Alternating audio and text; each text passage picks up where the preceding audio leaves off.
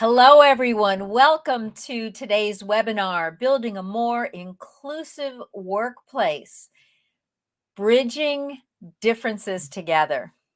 Good morning, good afternoon, good evening, wherever you are in the world.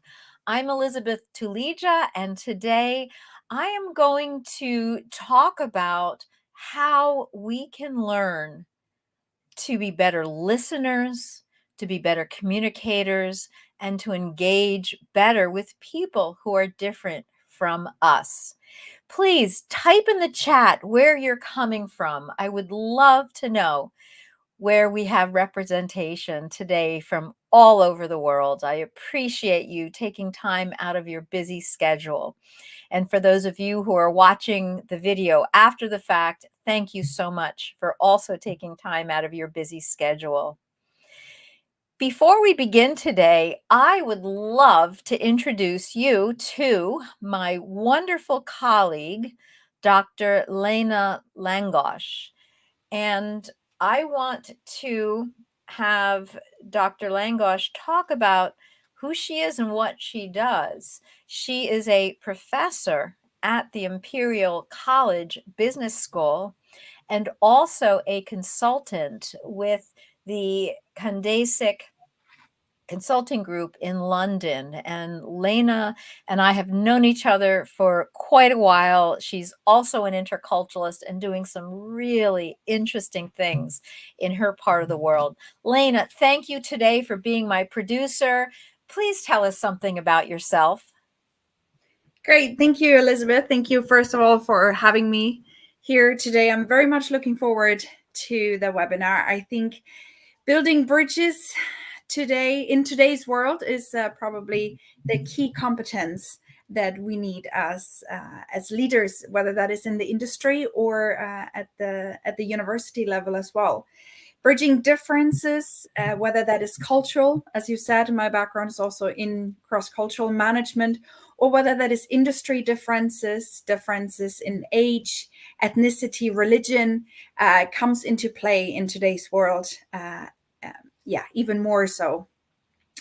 I can see how it is really a key competence that leaders need nowadays, whether that is in the classroom, understanding your students, understanding your colleagues to work with, to develop effective learning methods and classes for your students to really engage, or whether that is in the industry by working with your clients and with your managers from all over the world and also from different industries, making sure that we truly understand each other better, to communicate effectively, culturally, but also personality-wise, right? We all have our unique individual personalities as well. So I think that today's webinar can be really useful, not only for cultural settings, but also to learn more about ourselves, what works and how we can communicate and how we are part of making the world a bit easier in terms of communication. So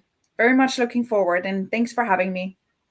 I appreciate you, Lena. It's just amazing how we can meet people throughout our lifetime, whether we're traveling for fun or we're traveling for business. And it's important to me, anyone who comes to one of these webinars, I want to stay in touch because we build such wonderful collaboration through the technology we have, through the travel that we have. So I am so excited to be able to work with you, Lena. Thank you so much.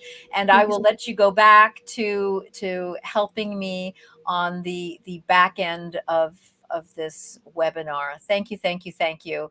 And please do let me know. I know you're going to put in my chat, since I can't see everyone from the chat. Lena is going to be giving me some of your points and your comments and your questions, and she will put them into the platform that I can see. So thank you so much, Lena. I am Elizabeth Tulija. I have been in the field of intercultural communication and global leadership for more than 20 years now. I've worked as an academic, but I consider myself a pracademic, taking the important research and theory and putting it into practical everyday applications.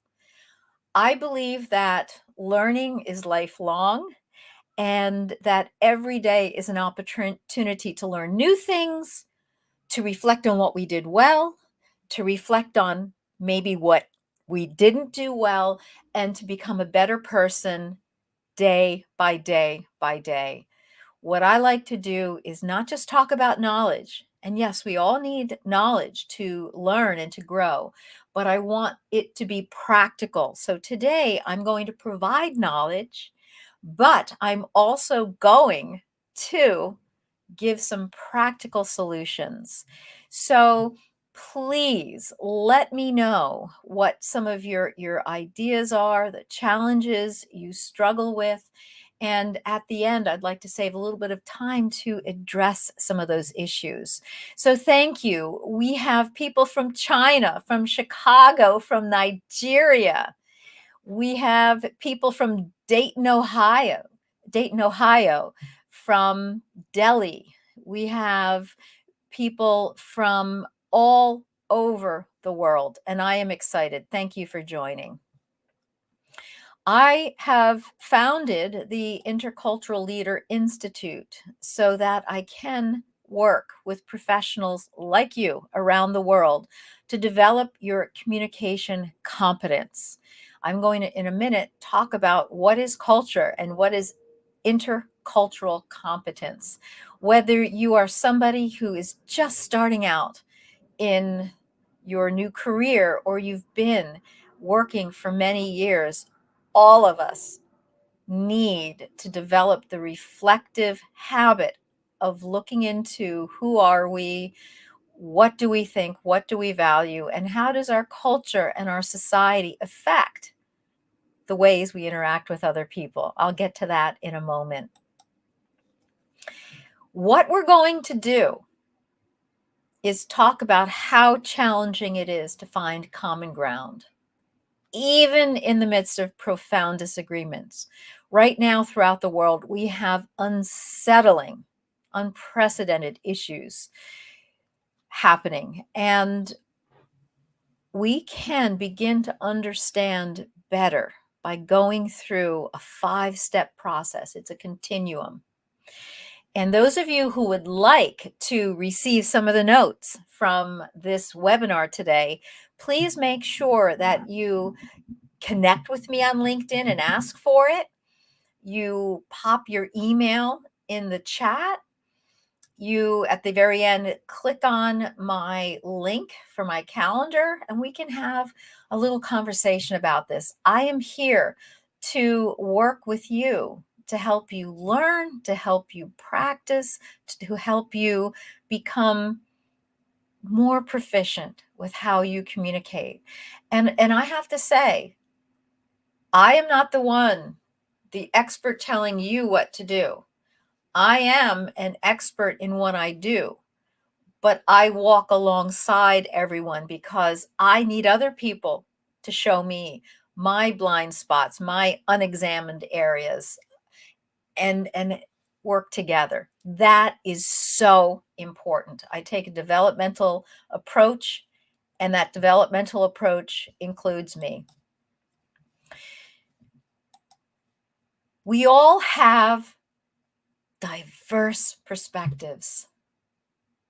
And this comes from our culture. But what is culture? Lena, I appreciated what you said in your introduction. It includes so much of who we are. It can be dealing with race, ethnicity, language, socioeconomic status, our education, our ability or disability, gender identity. It comprises everything. What is culture? It's the values, it's our beliefs, it's our attitudes, it's our behavior. And we learn this from society. We learn it from our community. We learn it from our family. We learn it from our organizations. We're going to break this down throughout our discussion today, and we will have that kind of discussion where please type in some questions and I will get to them throughout our conversation today. So differences, because of culture, come from a broad range of things. And whether you are interacting with people at home, we all have different perspectives, even if we come from the same family. Whether you're interacting within your community, with friends, within the workplace, within your group membership, it could be a club, it could be a hobby, it could be a place of faith and worship. We all have differences. And differences are beautiful. And differences are amazing. And we need to embrace that because we are all different, and that's okay. When I was in graduate school, I have to say many years ago now at this stage in life, it was a time when we were not supposed to see differences. Today, we do want to embrace the differences and see differences. Not that we're going to point out and say, oh, I think you're this or that, but that today people are so engaged in who am I as my identity? Who are we as a community? What's going on in the world? It's okay to see those differences because we are all unique. We are all important. We are all special. But it's the disagreements, the different perspectives that we have about our identities that can keep us from understanding each other. And that's the challenge. They can pull us apart. But why don't we have understanding? We want understanding. We want unity. I am going to ask you a question. I want you to think about what are your beliefs and your values. Those are the things that we hold deeply within ourselves. Our beliefs, what is right and wrong, true or false? Our values, what are those underlying principles in our lives that are so important to us that forms our understanding? As human beings, we have a hard time being able to bridge those differences by shifting our perspective. And I want to underscore something very important here. I am not talking in perspective taking. I am not advocating that we change our values or we change our belief system. What we're going to talk about today is how can we become comfortable so that we recognize that other people have very different worldviews, very different values, very different belief systems than we do. And by recognizing, asking questions, listening, rather than saying, well, I believe this or I think that, by understanding somebody else and who they are and taking the time to sit with them and to learn from them, even if we perhaps have made a mistake and said something that could be offensive, opening ourselves up to try to understand, even if we can only understand a little bit. And then hopefully helping the other person to see that we don't mean harm. We need them to be understanding and helping us to see their perspective. And then hopefully they're going to want to understand our perspective. Building intercultural competence means we are self-reflective. It's an intentional process where we try to understand patterns of both differences and commonality. It requires self-examination to be able to see, to understand, and be aware of the culture that we carry within ourselves. And this is not always easy. I want to use the metaphor of a bridge to help us understand cultural competence. Would you all please, in the chat, tell me, what do you think you do to build a bridge, a physical bridge, a real bridge? And as you're doing that, I'm going to welcome people from the UK, from Atlanta and the West Coast in the USA, from Kenya, from Singapore, from Dubai. Thank you for joining us. What do you think are the steps? And I'm going to wait. I'm going to be quiet for a few seconds.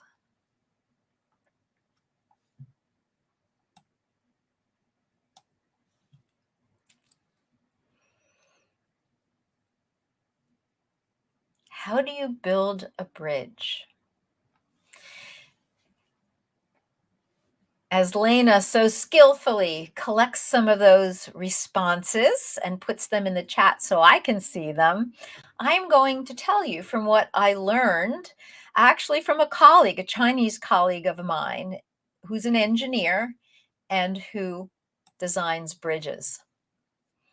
Look at all of these steps: assessing the site, gathering materials and equipment,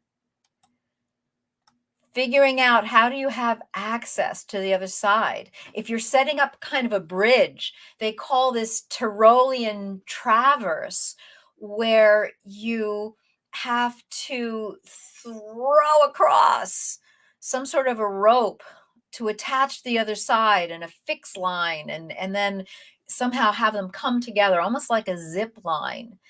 And you get extra ropes and extra ways to put it all together. I don't have time to get into the technical, but you have to have careful planning. You have to have the right equipment.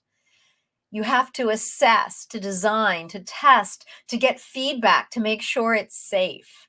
You can't just simply build a bridge by building, okay, let's just start on one side, and how are we going to get to the other side? It is complicated, very complicated. So here's an interesting story.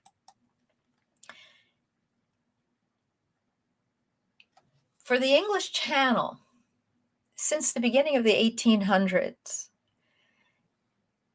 engineers were trying to figure out, how do we build a bridge from one side to the other? The English Channel from the UK to France, it's 33 kilometers. That's 20 miles. And it's been an extremely important maritime passage over the years, but there's rocky shores, stormy weather. It's very, very dangerous. And in the early 1800s, they came up with a plan.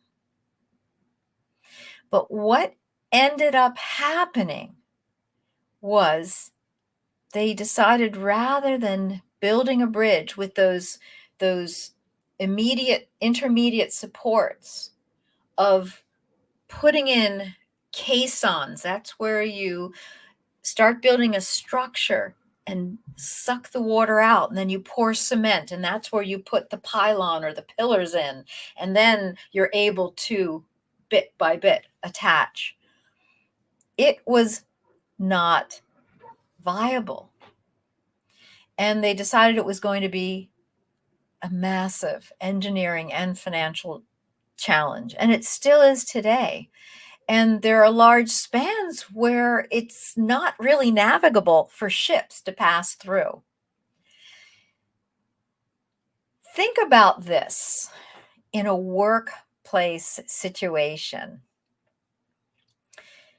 At work, you need to think about, how am I going to plan for the inevitable challenges that come up when working with people who are different from you? And you can fill in the blank. You know your workplace situation, the organizational culture, your subculture, your national culture.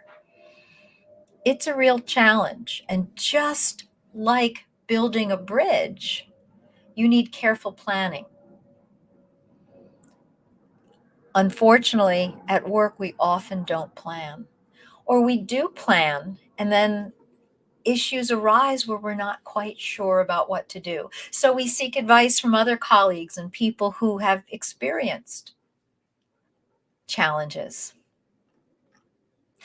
To go back to the bridge solution, there's now a tunnel. It's a very long tunnel. And there still is talk about what's another way. There are always multiple solutions as we gain more knowledge and skill. Building a bridge takes planning, and it's a challenge. We need other people to walk alongside of us, give us some ideas, test our ideas, provide different ways for how to handle the communication challenges that come up.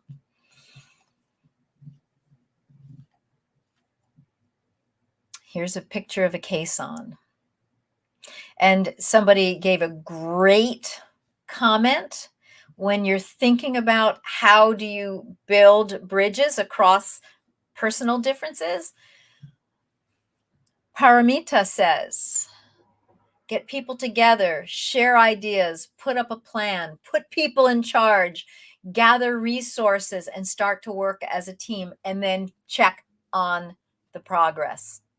Thank you, Paramita. That is a great strategy. I hope others will share strategies as well. We'll keep building, pun intended, on this bridge building metaphor. Question number 2. Take a look at this model.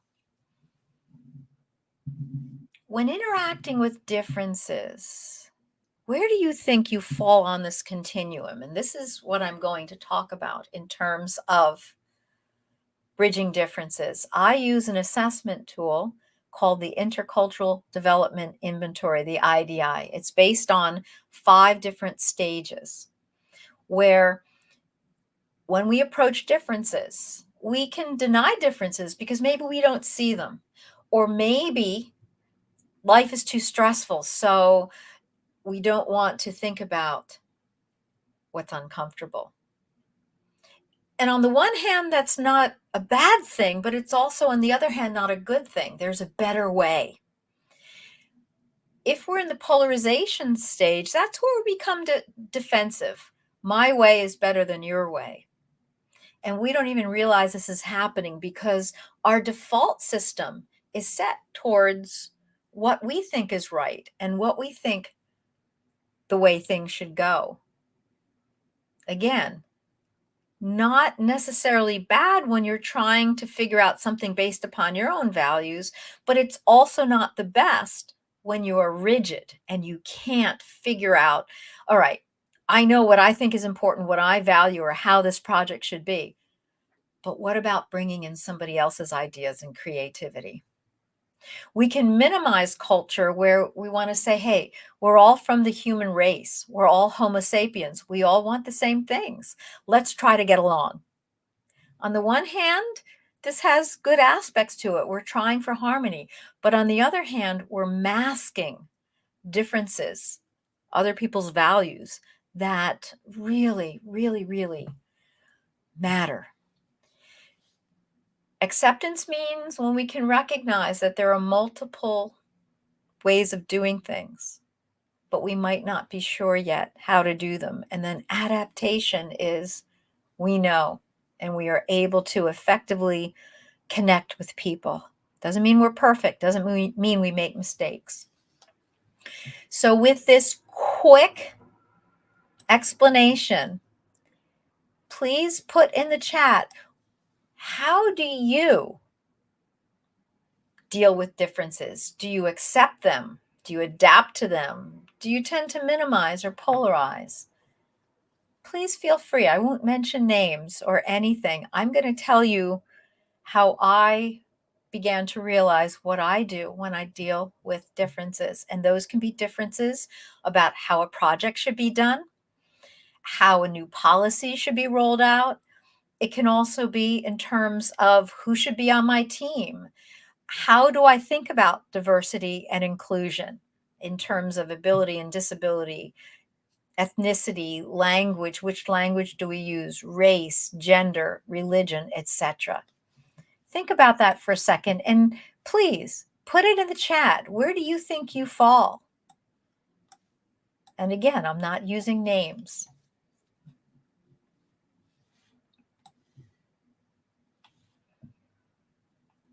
Okay, I'm seeing some people say accept.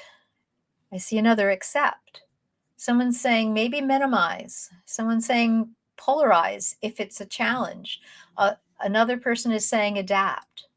Excellent. Thank you for those responses.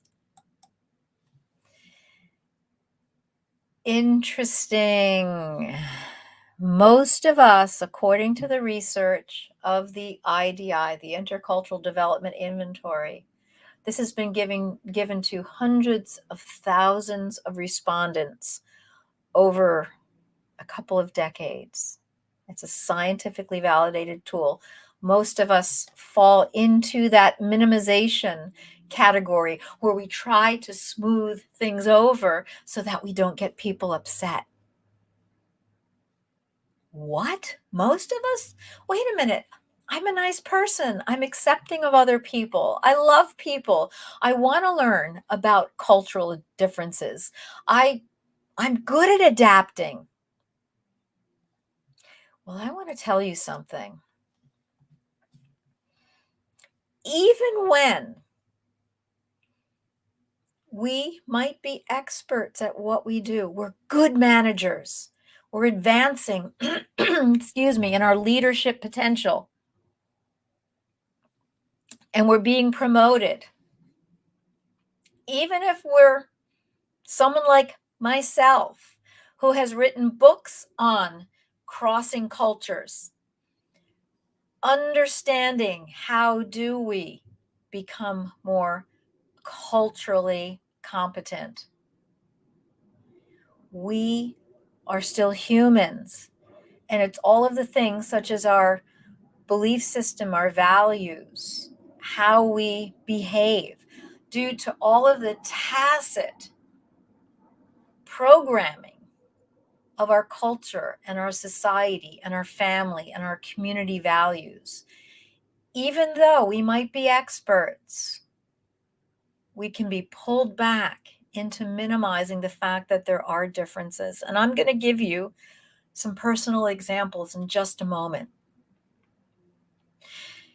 We might have limited intercultural competence in awareness.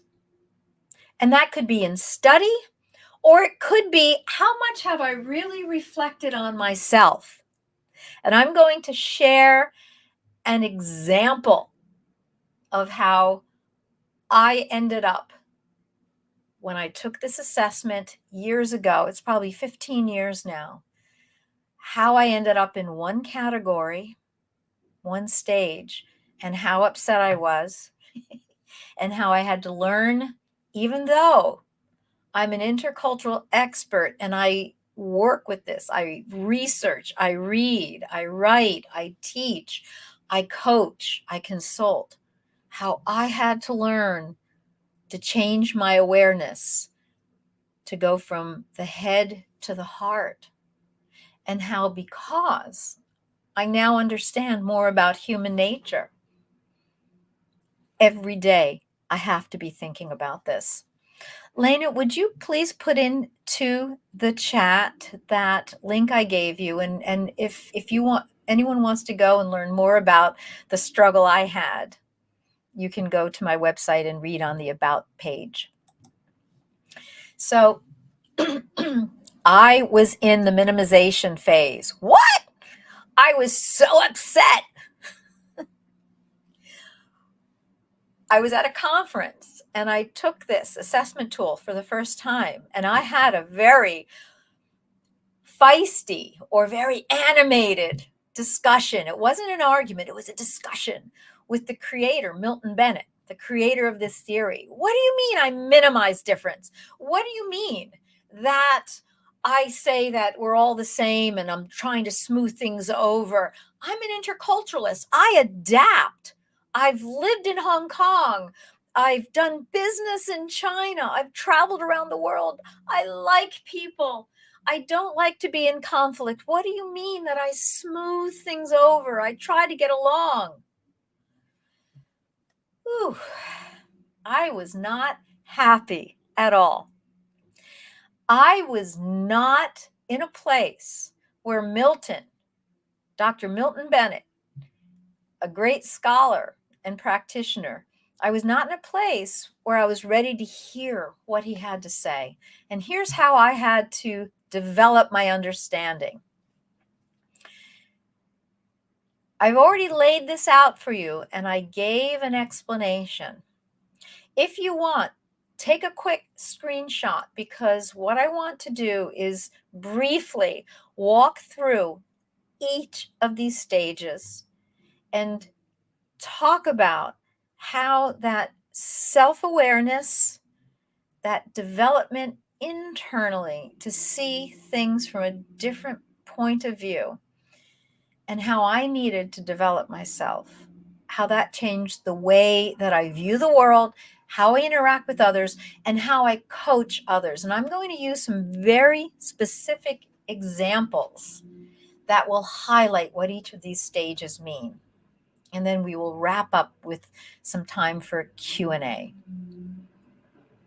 And I love how one of our wonderful attendees, participants, said it's important to be self-aware of the environment and to support others for a way forward and to have a good outcome. Thank you for that. That is what we should be striving for. Unfortunately, and I say this from my experience, we can get in the way. So let me share some of this. Hopefully you've all had a chance now to take a screenshot so you can refer back to it. Once I allowed myself to calm down and understand what Professor Bennett was trying to say as he explained this intercultural development inventory, I began to see clearer. It's like taking an eye exam.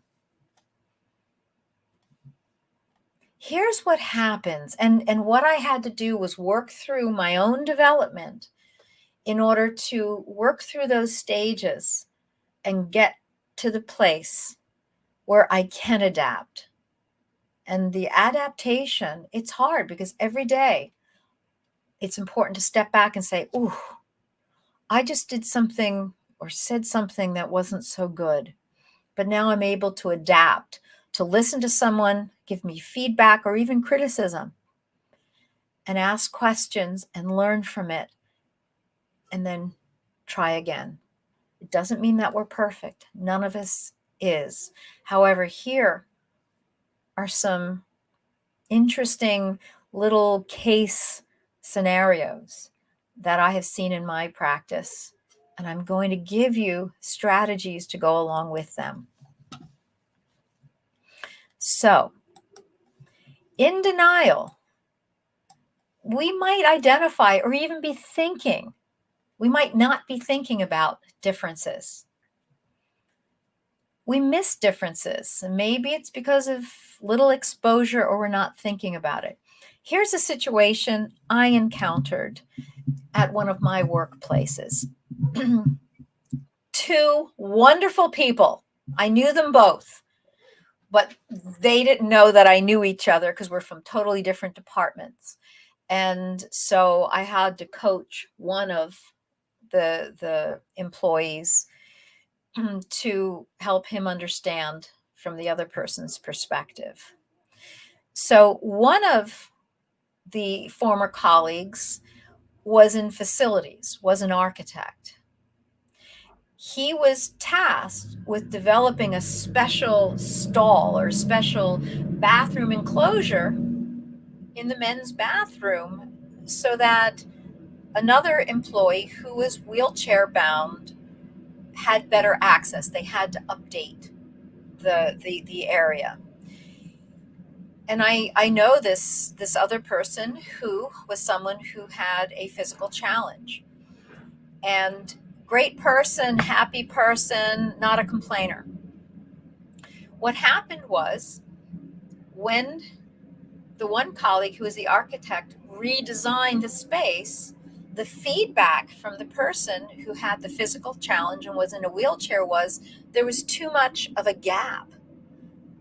Maybe people can see it. From their perspective, this is embarrassing. I have enough to deal with. I would like to have more privacy. Well, the architect colleague took offense at that and thought that this other employee was complaining.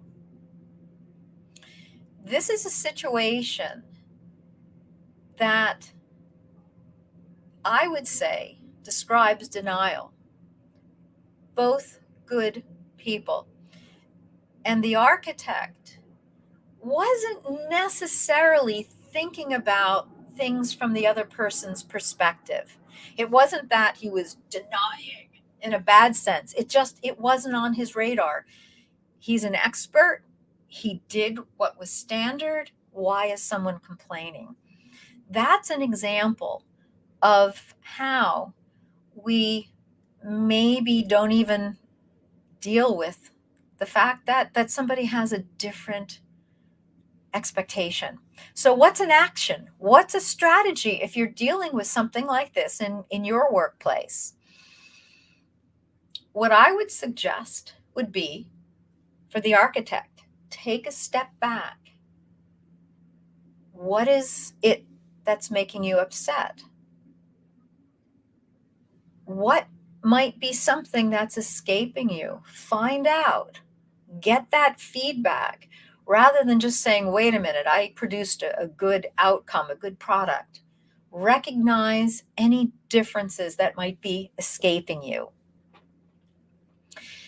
And as you begin to put into your self-awareness and those practices in order to move out of that stage of unawareness, as you begin to notice differences, think about how, when you feel that reaction or when you experience that reaction, how do those differences make you feel? Are you comfortable, frustrated, whatever? That's one example for dealing with the denial or not even being aware that there's a difference. How can you take a step back and begin to look for why the other person might be experiencing and giving feedback the way that they are giving it? So the next one, we can become defensive, and that goes along with the denial. My colleague, the architect, became defensive. What do you mean? I did a great job. And that's where it's an us versus them. We feel that push pull, that tugging at it, at the situation. How can we begin to become more tolerant? And tolerance means not I'm putting up with you, I'm dealing with you, but more, rather than thinking about yourself, thinking about the fact that somebody else has a very different viewpoint. What might be some of the commonalities? Wow, we're both people who want privacy when we use a restroom facility. What might be some considerations? It's not just about the accessibility of someone getting in and being able to use any kind of armrests or arm holds, whatever. What do we all need when we want privacy? How can you find common ground with somebody who is different from you rather than imposing your own values or practices or perspectives on them? How can you listen? How can you shift. Here's another example. Minimization. It's the transitional phrase from not recognizing or being aware or even denying. Don't tell me about that. The polarization defense is when you start seeing your perspective is better than others. And we don't have time today to get into a conversation on cultural relevance, but it's this kind of my place is better than your place, my ideas than your ideas. But when we get into the minimization stage, we are then able to see the differences. We're moving out of not noticing difference to being able to see them. But we're still uncomfortable with them.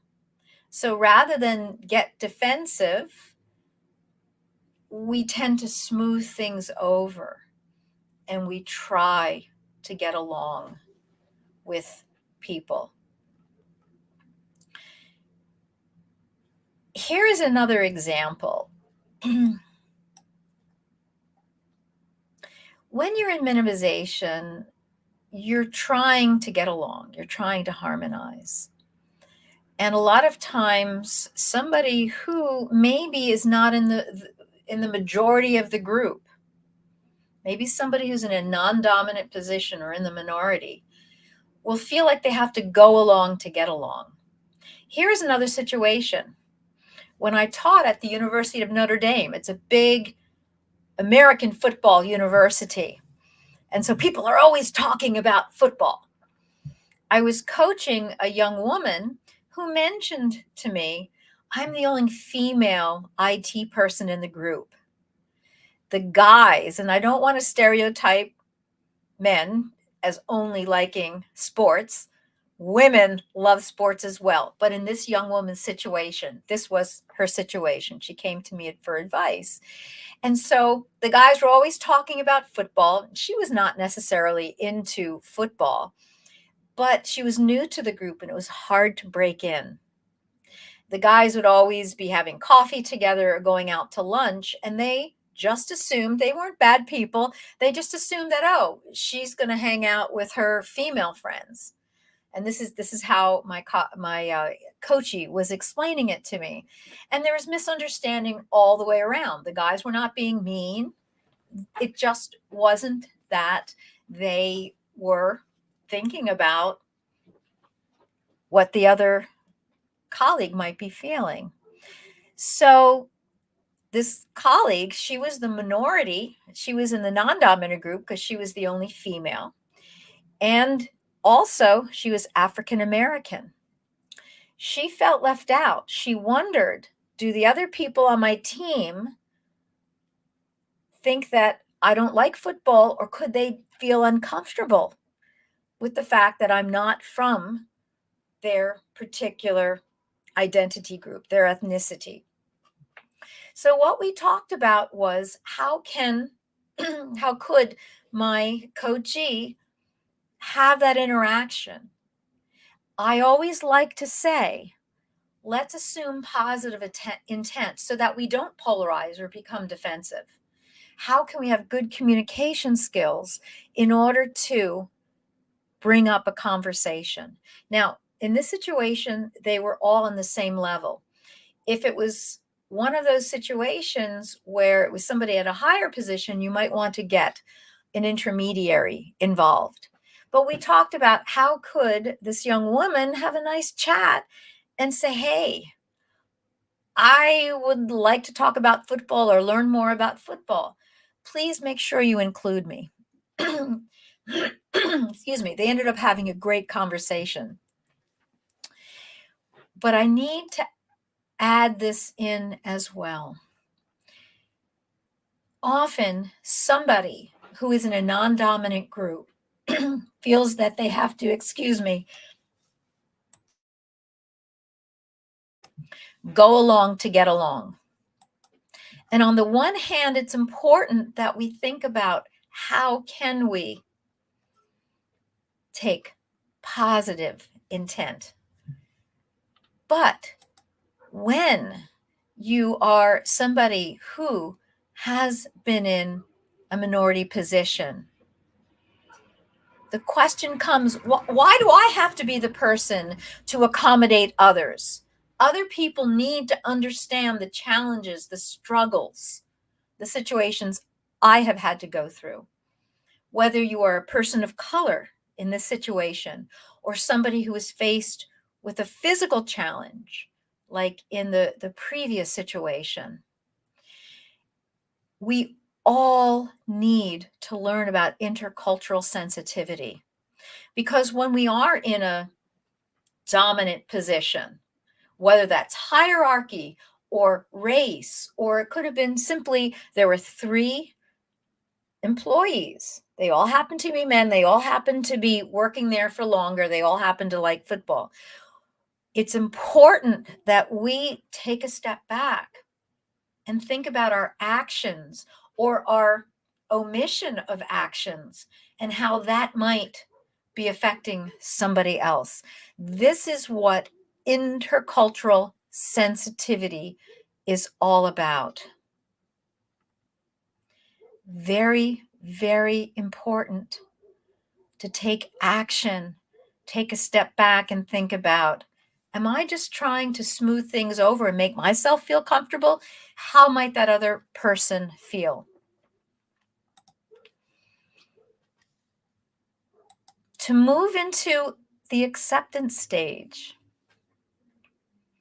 that means that we are aware, our antennae are up, and we're trying to recognize, appreciate, and value differences. To think about, how might this new team member be feeling? It's very hard to be able to figure out, how am I going to have a conversation with somebody? And that's where my coaching comes in, because there's so many different nuances and complexities and very challenging aspects of what I'm talking about.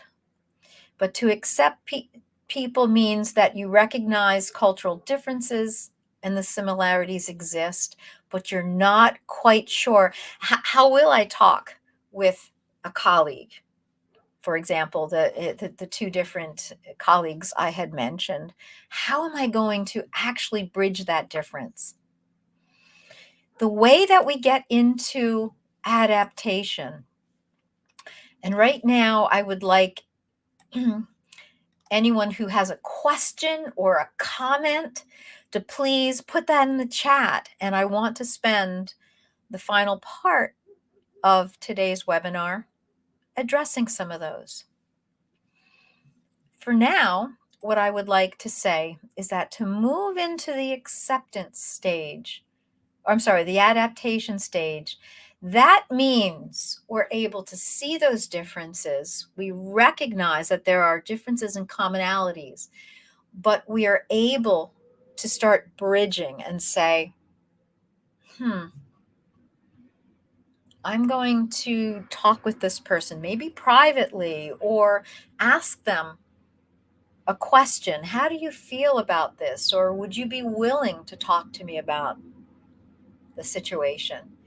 We're able to ask, seek feedback, and then act appropriately. We may not always get it right, but the goal is that we are trying to be appropriate.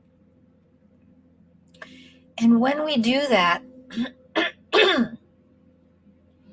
we are able to bridge the gap. And it's not easy.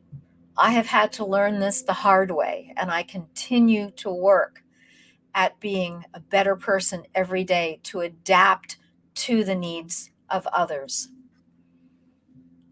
As I wrap up what I'm saying, and Lane, I hope that you are able to get some good questions or comments from the rest of our group here. What I wanted to say is that in our modern world, we want things to be easy. We want to get along. We want to have harmony.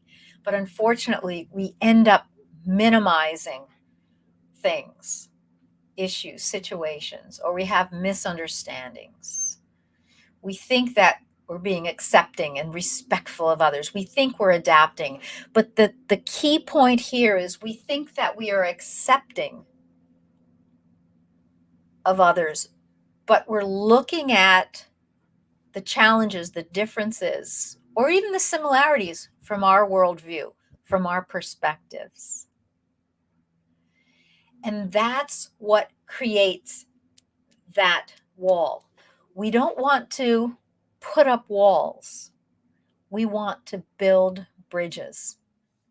And it's very hard to build a bridge. It takes a lot of work, but we can do it.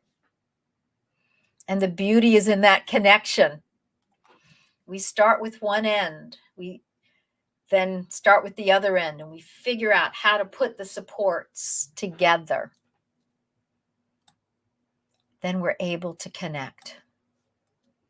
And the reason why this is a challenge, it's because everything, when we talk about culture as an iceberg, the beauty of the iceberg is what we see. And that's the behavior, and that's what we love about culture. But below, it's those firmly held beliefs and our values and our attitudes that other people aren't recognizing, that we're not recognizing. This is what I do with my coaching and my consulting, is to help people begin to be aware and develop the skills through that continuum to find ways to better connect and interact with other people.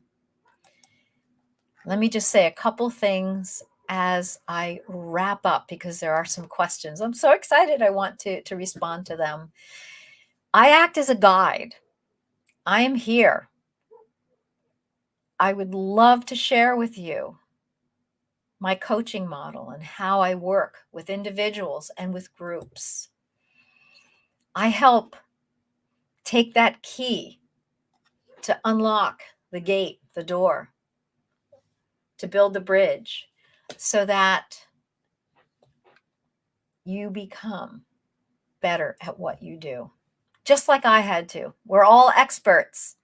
We're all striving to be better leaders through communication, through interactions. But one of the things I learned from going through a coaching program is how important that is for me to step back and have somebody objectively work with me and help me with my challenges. So if you're interested, contact me. We'll work through your own assessment. We'll debrief it. We'll talk about what your strengths are, your amazing abilities, and what some areas for improvement are. If you want to join a cohort, whether it's a public event that I run or with your organization, I work with teams all over the world. So I'm leaving up this information so that you can all take a quick peek at this. And then I'm going to answer or respond, let me say, respond to these questions in the last few minutes that I have. And if you need to jump off, no worries, because we will send you. If you would like to get that video, send me a personal email, connect with me through LinkedIn, put your email here in the chat, and I'm happy to send you both the PDF as well as the video.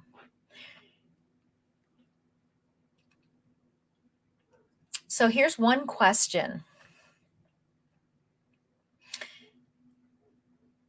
While we try to learn how to accept and to include, how do we ensure we can speak for ourselves and be accepted? Oh my goodness, that is such a great question. Thank you for that. You're trying to accept and include others, but you also want to be able to speak what you believe, what you think, what your opinion is, what you value, and be accepted. That is what we are up against today. If we want to talk about issues going on in the world, and we want to share, well, wait a minute, I think about this, or what about that? So much is happening that we're fighting, and we're being defensive, and we're polarizing. It's too long of an answer, a solution to go into now, because we're almost out of time. But what I would say briefly, listen to somebody else. Let's say they're talking about one of the political situations happening in the world. Ask them without getting upset. Ask them, tell me more. What concerns you about that issue? What is it about XYZ that makes you upset or concerned?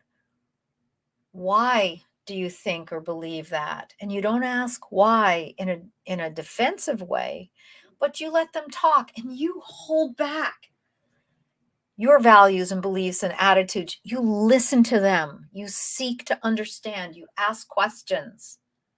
You recognize, even if they say something totally against your worldview or your strongly held beliefs, and you spend time with them listening. Hopefully, you could then give your point of view. But thank you so much for this question. This is what is so difficult. But this is exactly what we practice in my one-on-one coaching sessions and in my group coaching sessions. We work on this so that we can get good at it. Here is one last question. How would you approach inclusion and belonging to a person that subscribes to assimilation? Great question. How do you include people? How do you help people feel like they belong? But I'm sensing that assimilation is perhaps, and I'm not sure, you could quickly type into the chat, we're almost out of time, but maybe that means you have to assimilate and get rid of your prior background. And I'm thinking about migration. Let me give one quick example and then we'll end. When I lived in China, I knew I had to assimilate to the culture. I had to start learning the language. I needed to understand that things are not done the way that they are done back here in my homeland. I had to be flexible and I had to learn the culture. But of course, I wanted to be accepted and included. And this is why what we're talking about today is so difficult. It's finding that balance. So what I would try to do is every time I got upset that something didn't go the way it goes in the US, I had to step back and learn to accept and to adapt. So that's just a very, very quick way of talking about this. Please feel free to hop on a quick discovery call with me and we can talk about this more in detail. I invite you to do that. All of that information is here. We are finished. I need to let you go. Thank you for attending today. Please send me some comments in messaging me in LinkedIn. Please connect with me on LinkedIn. I would love to work with you to help you become a more effective bridge builder because we can do it. We're going to make mistakes and we're going to have to redesign, but we can all do it. Thank you. Be safe, be well, and let's all try to figure out how we can learn to be accepting and recognizing of other people so that we can adapt to each other. Take care.